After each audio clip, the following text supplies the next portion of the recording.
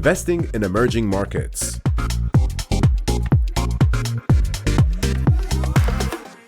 All right, welcome everyone. I'm really excited about this panel. We are going to be discussing emerging markets. I'll start by making an introduction. My name is Alon Segev. I am a lawyer based out of Vancouver, Canada. We have offices in Toronto, Vancouver, and St. Louis, Missouri. Full-service business law firm specializing in technology, corporate finance and securities, iGaming, land-based casino, technology such as AI, crypto, blockchain, and so forth. On my left, I've got our speakers today, Elena and Jarek. I will ask Elena and Jarek to give introductions and to speak a little bit about themselves. Jarek, maybe you can start first. Sure. So my name is Jarek, as you already know. I'm hugely overdressed, by the way. So if you see me sweating, it's probably the reason. I'm the board member and the founder of Revenue Capital, which is a venture building entity present in the countries like Georgia, Poland, UK, and starting to be present in Switzerland as well. So what we do, we are mostly Web3 focused, actually. However, Web3 with a strong emerging tech accent. Recently, we've started the acceleration project, taking into account also, or taking under our wing the very early stage project. So if you know anyone who possibly could be interested in small tickets, but still against pretty huge growth opportunities, please talk to me. Hello, everyone. My name is Elena Rivers. I am CEO of company called We Invest, and our company actually venture development studio. We help Web2 companies to move into Web3 market, as well as all other Web2 companies to grow. We support startups in developing countries to bring their products in developed countries. That's about me. Okay, thank you. So why are we talking about AI and Web3 when the panel discussion is emerging markets? So originally, we put our minds together and we were looking at emerging markets in more traditional terms by taking a geographic focus. At this show, everybody's talking about Brazil and Colombia and Africa as emerging markets. We're going to take an industry perspective instead and look at emerging technologies in the context of emerging markets, and in particular, Web3 and AI. To give some context in terms of AI being an emerging market, AI really came out of nowhere for a lot of people. Obviously, if you're working in a technical capacity in the background, it's something that's been ongoing for many, many years. But just to give some context, the ChatGPT that we're all familiar with only got released in November of last year. And in a month's time, it managed to gain 100 million users, okay? It's the fastest adoption rate in any app in history. To give further context, it took TikTok nearly a year to get 100 million users. And in 2 months' time, ChatGPT had 13 million unique users a month. So it's really, really transformative. So in terms of emerging markets from a technology point of view, I mean, it's really tremendous. But we're constantly hearing AI as a buzzword. It's incorporated in nearly everything. I can order Domino's pizza online. Likely, Domino's is telling me they're using AI to do it. But really, what does it mean? And in terms of its investability, what are some of the issues that we're dealing with in terms of investing in AI and Web3? So luckily for us, we've got an esteemed panel that I can put the hard questions to, and I don't have to answer. I can just ask the questions, which is much easier for me. And I guess maybe what we'll do is we'll focus on a few of the issues. So you've got social and ethical funds that invest in this space. So there's social and ethical considerations in investing in AI and Web3. And maybe I'll start by putting that to Elena. What are some of the ethical considerations in AI development? Well, We invested actually 2 years ago in one of the companies in Ukraine, and the company called 𝐒𝐭𝐨𝐬𝐬. So 𝐒𝐭𝐤𝐬, as a Ukrainian company, began to build their own AI, not ChatGPT, but with their own development infrastructure. And the social impact is actually what we are working now with 𝐒𝐭𝐤𝐬 is due to war situation in Ukraine. The 𝐒𝐭𝐤𝐬 actually developing the specific conditions that local people in Ukraine would be able to actually talk through with psychologists. So AI as a psychologist can talk with people and help them emotionally to overcome some situations. So the government cannot provide this situation at the moment and cannot support a lot of people. And can you imagine little kids that cannot go outside, that cannot play, cannot go to school, and they're still struggling.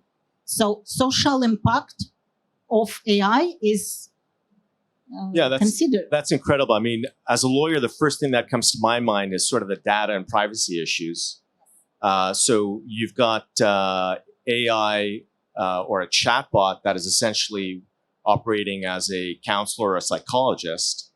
In certainly North American jurisdiction, and I would imagine in Western Europe, that information is privileged. It can't be shared in proceedings. It's very confidential.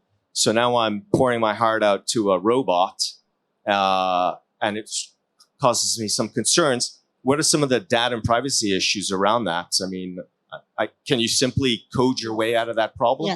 Yes, absolutely. So the actual AI would be based with the social financial institutions in Ukraine itself.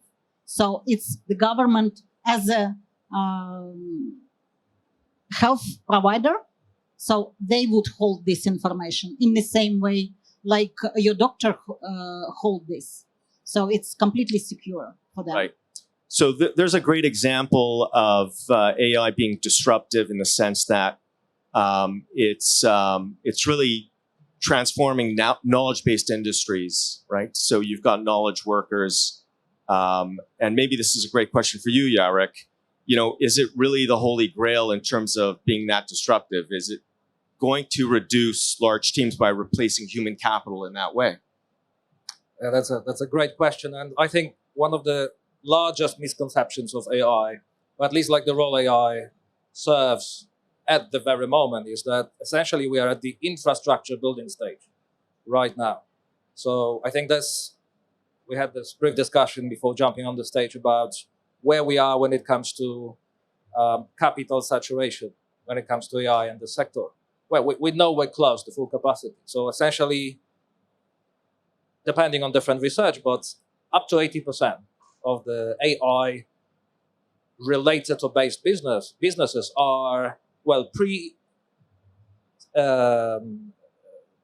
either pre-seed or seed or at the A level investment stage, meaning that we are really, really just scratching the surface here in terms of that. So in terms of AI, we are at the sort of providing the tools, right? We are just seeing those tools being put on the place. And I think just relating to the previous topic also, when it comes to the data traceability, the originality of data, IP-related issues and all this, I think we're just laying foundations right now in order to have these problems effectively solved, hopefully at some stage. And how big these problems are, I think, we can all relate to something like deepfakes, which is a huge issue. And I think, we don't really understand the scope of the problem yet, and obviously we don't really have solutions. So that's where we are right now. Yeah, I mean, it definitely, we see challenges with AI. So fraud, deepfakes, misinformation. You've got sort of academic fraud as well. I think we've all used ChatGPT. I was asked to write a wedding speech, and I used ChatGPT, and it was absolutely brilliant. But So you mentioned a really interesting statistic just now that 80% of the investment in the space is by angel investors. It's actually pre-seed.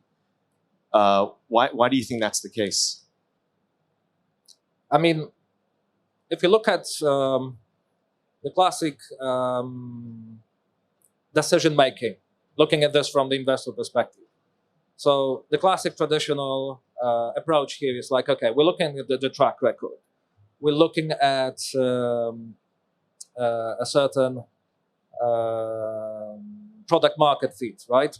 Which means that we do need certain capacity of information provided, like on the certain use cases, USPs, the effect done on the market, traction, obviously, whatever it means. So business traction, user traction, and all that.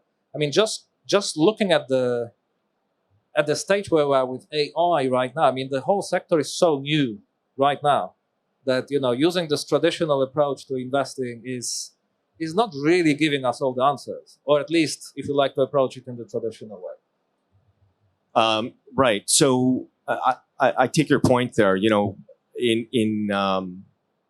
When I'm engaged by clients to invest in technology companies, we do real deep dives to figure out who owns the IP protection strategies.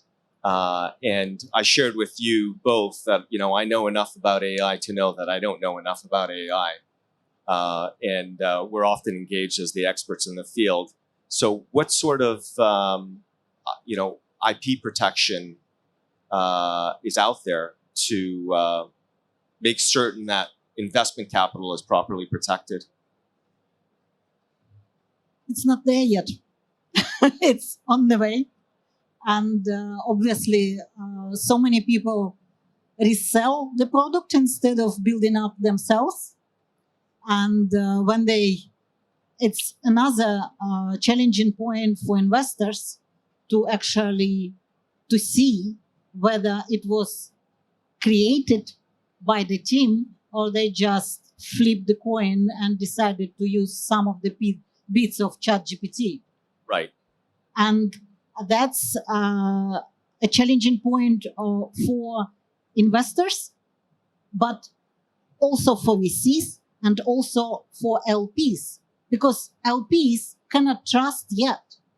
And what's happened literally last week, everyone was shocked because so many startups who received initial investments from angels, now they would disappear. That's because of the ChatGPT announcement of their platform for usability. That's right. Not to mention the cost of capital is increased substantially. We don't have the same free money that we had during the pandemic.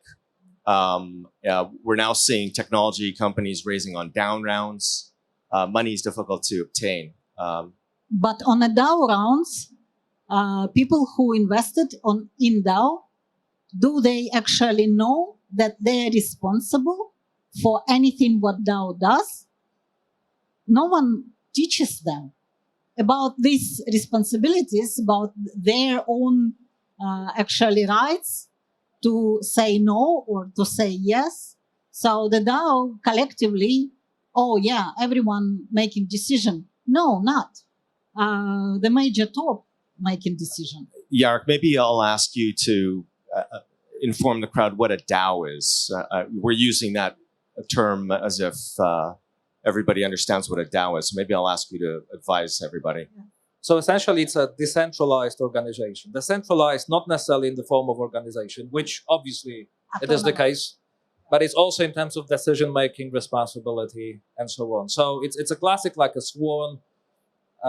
swarm-based organization, which doesn't really have one central point of decision-making, around which the whole organization, revolves. So this obviously makes it extremely difficult to track down, the one being responsible for the decisions, which is obviously bringing a lot of new cases, which I probably don't understand myself in terms of liability, responsibility, continuity, and so on and so forth. Now, when we add, obviously, AI, on top of that, So now it's not just a dispersed group of people. We have technologically also going beyond people.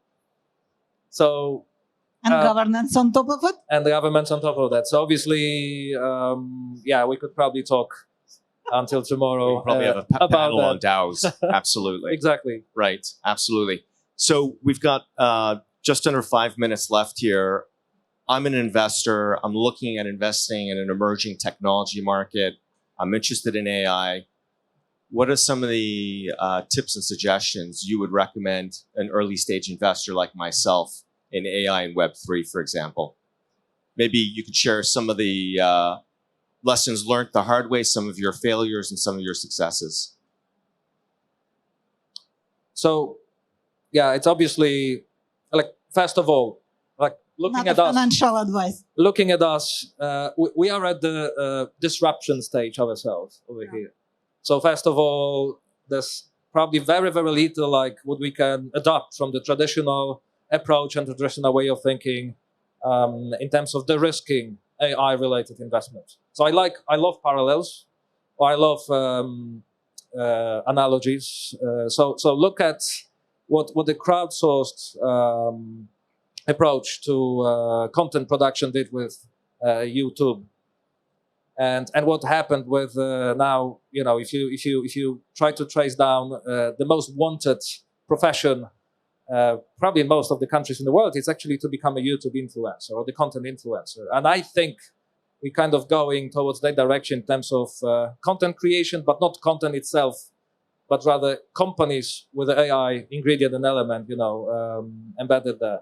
Which means that going through all this crowd of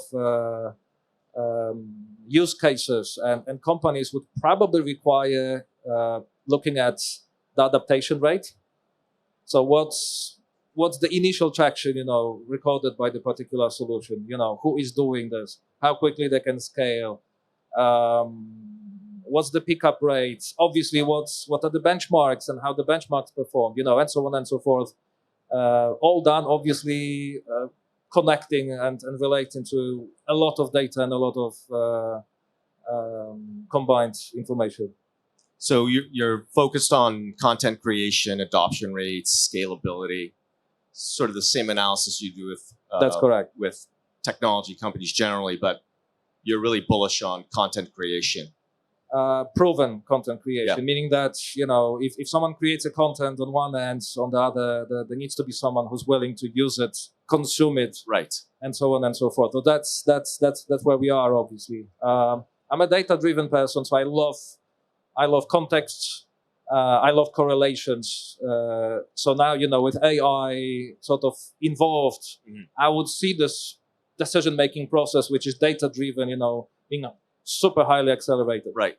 And Elena, I'll ask you to maybe share some war stories, some success stories, some tips for early stage investors in the space. Well, as an early stage investor, I wouldn't recommend to invest in AI yet.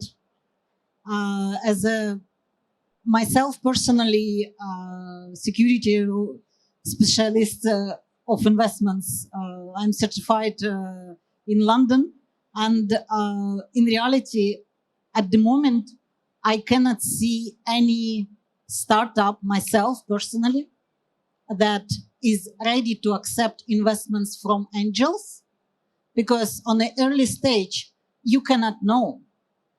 If somebody wants to invest, I personally would advise to go to professional investors and co-invest with someone else, if you can find this kind of investors, because we invested in 𝐒𝐭𝐨𝐬𝐬 2 years ago, but even in 2 years, company is not ready for the mass market adoption. It's still in a business process. And early stage investments, it's a very tricky situation. 80% of startups failing. So people who are early stage investors, they need to understand the failure. So we're still dealing It's with a very big risk. very high risk. So Yes.